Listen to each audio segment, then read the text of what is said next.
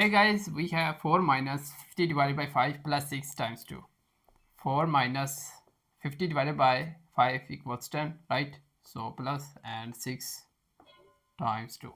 Now 4 minus 10 equals minus 6 plus 6 times 2. Now minus 6 plus 6 equals minus plus minus, so 0, right? Times 2. 0 times 2 equals 0, but this is wrong. Why? Because division and multiplication must be done before addition and subtraction, right?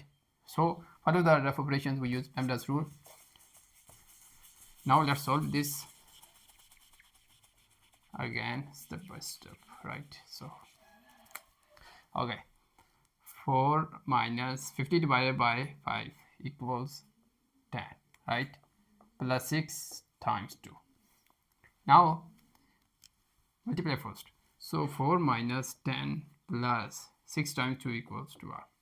Now subtraction and addition from left to right. So 4 minus 10 equals minus 6, right? Plus 12. Now minus plus minus, so 6.